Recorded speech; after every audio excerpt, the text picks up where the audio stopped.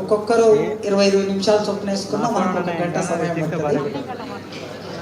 So గంట కన్నా ఎక్కువ, గంటన్నర అవుతుంది. సాధ్యమైనంత తొందరగా అందరూ సమయాన్ని కుదించుకొని మాట్లాడతారు.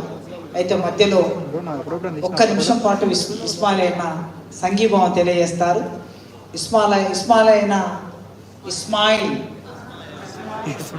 ఇస్మాయిల్ అన్నగారు మన ఇంటి అల్లుడు.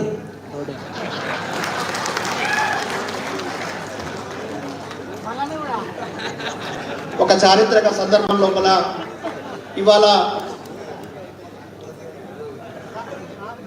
ఒక సాహసోపేతమైనటువంటి నిర్ణయం తీసుకుని ఈ సభను ఏర్పాటు చేసినటువంటి పెద్దలు, జ్ఞానవంతులు, మా అందరికీ ఆదర్శంగా నిలిచేటటువంటి ప్రొఫెసర్ కాసిం గారికి హృదయపూర్వకమైనటువంటి జై భీములు తెలియజేస్తా ఉన్నాం.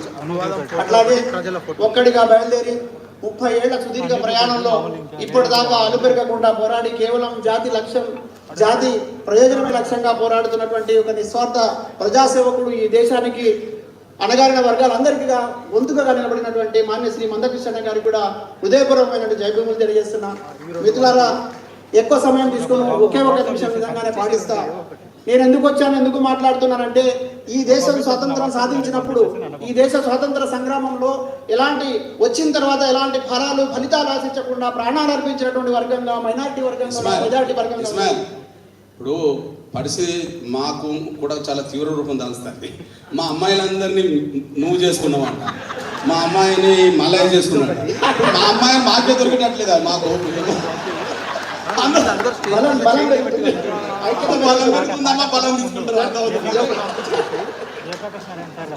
కాబట్టి ఆ రోజు నుంచి ఇక్కడ తెలంగాణ తొలిదశ మలిదశ ఉద్యమంలో కూడా ప్రాణాలు అర్పించినటువంటి బిడ్డలందరూ కూడా బడుగు బలహీన వర్గాలకు సంబంధించిన వాళ్ళే. అందులో మైనార్టీలు కూడా ఉన్నారు.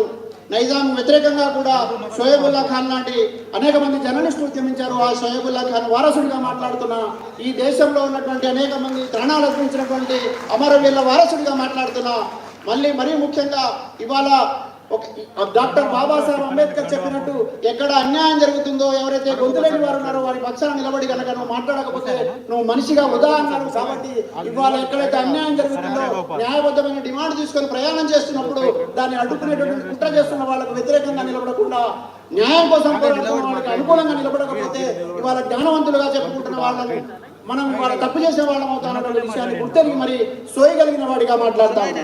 మిత్రులారా, ఇవాళ మీరందరూ కదిలి వచ్చినందుకు, ఇక్కడ కలిసి వచ్చినందుకు, గ్రామాన మన వాదనను, వాయిస్ను వినిపించడానికి ప్రయత్నం చేయడం కోసం కంకణబద్దులు ఇక్కడికి వచ్చినందుకు మీ అందరికీ హృదయపూర్వక కృతజ్ఞతలు తెలియజేస్తూ, మరీ ముఖ్యంగా నిన్న మొన్న జరుగుతున్నటువంటి పరిణామాలు చూసిన తర్వాత మరింత ఉత్సాహంగా, మరింత ఉత్తేజంగా మా వెనుక ఉన్న సమూహాలు కూడా రేపటి నుంచి మాట్లాడతాయి, అవసరమైతే ఉద్యమంలో వస్తాయి. ఎందుకంటే ప్రతి గ్రామంలో పీరీల పండుగలు జరుపుకున్నప్పుడు మా తాతల దగ్గర నుంచి కూడా డప్పు లేకుండా పీరీల పండుగ లేదు, అలాయి బలాలు లేకుండా పీరీల పండుగ లేదు. ఆ సందర్భం నుంచి మా ప్రతి చోట కూడా కష్టంలో డప్పు ఉన్నది. ఆ డప్పుకు అండగా నిలబడడం కోసం ఇవాళ ప్రతి గ్రామంలో ఉన్న మైనారిటీ కూడా కదిలి రావాలని, కలిసి వస్తారని చెప్పడం కోసం నేను ఇక్కడికి వచ్చారనే విషయాన్ని తెలియజేస్తా ఉన్నా. అదేవిధంగా ఉరుసు ఉద్యమాల దగ్గర నుంచి మొదలుకుంటే అనేక విషయాల్లో కూడా ఇవాళ దళిత బహుజనులతో పాటు మైనారిటీలకు కూడా అనేకమైన అన్యాయాలు జరిగినాయి. నేను మళ్ళీ చెప్తా ఉన్నా, కేవలం ముస్లిం మైనారిటీలే కాదు, రేపటి రోజున నాతో పాటు నా సోదరులు దూదేపులకు సంబంధించి, మిగతా వర్గాలకు సంబంధించి అన్యాయం జరిగినప్పుడు ఖచ్చితంగా గొంతు విప్పుతాను.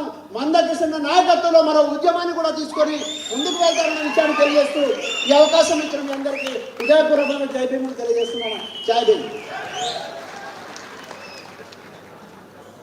డప్పు, పెళ్లి డప్పు, పండుగ డప్పు, చావు డప్పు, పీరిల గుండముల డప్పు, పాట డప్పు, ఎన్ని డప్పులు ఆడుదాం డప్పుల్లా ధరణీరా.